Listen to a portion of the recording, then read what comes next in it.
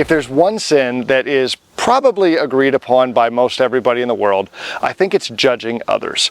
We say things like, you can't judge me, only God can judge me, don't judge a book by its cover.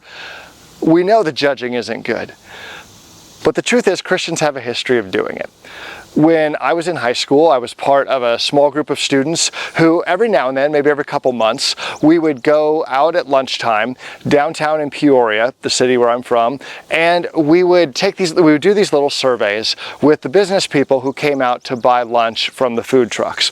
And if somebody was sitting by themselves and were willing to talk with us, we'd ask them a couple questions and we'd offer to pray for them. And it was so interesting how many times God would open up opportunities to share our faith and to be able to pray for people. So one day we were doing this, and honestly, it wasn't going very well.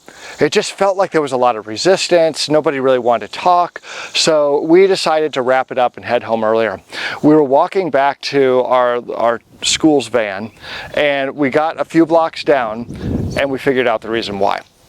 There was a man there who had some signs that had some Bible verses on them, and he had a megaphone, and he was doing some street preaching.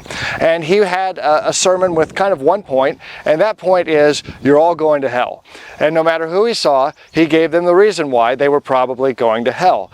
And I thought, well, this is going to be really interesting, because here's a group of Christian school kids walking by. We're in kind of our Christian school dress code, and sure enough, as we walk by, he points to a couple girls in our group and he says, "You're going to hell. Look at that skirt."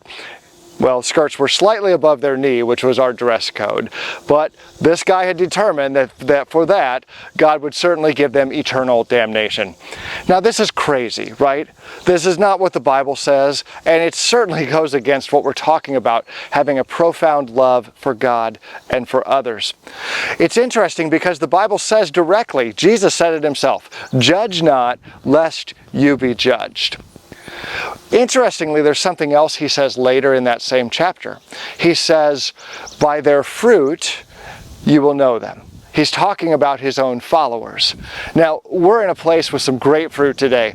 We're here at this beautiful vineyard, and as you can see beside me, the grapes are growing great this year, and we all know, you didn't have to have me tell you that we're in a vineyard. You know it because you look and you see grapes.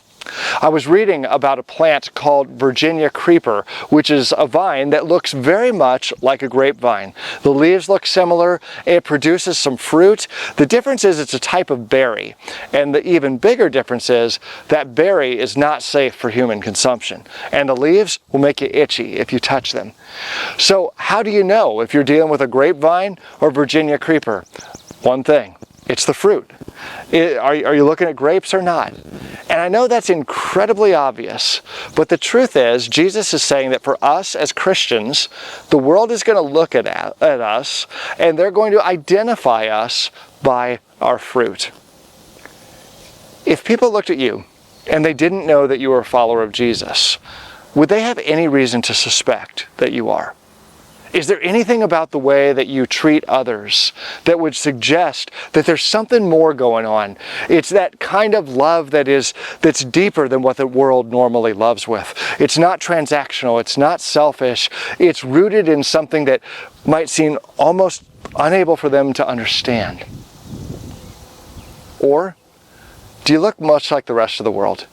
Do you love your friends and be just generally rude or inconsiderate to others? Because that's not what God has for us. You know, as groups, we're part of this, and we don't want to be judgmental or harsh with each other, but we can be that iron sharpening iron that the Bible says. Maybe there's an opportunity, somebody in your group might speak some truth into your life in love to say, "Hey, John, I know that you want to do this, but sometimes when I see you do this, it's a little different. Would you be willing to hear that if a person lovingly shared that feedback with you?" The Bible says, "By their fruit that we shall know them." We shouldn't have that attitude of condemnation, but we should certainly be helping each other as groups, as individuals, to grow closer and closer to Jesus and more in love with Him.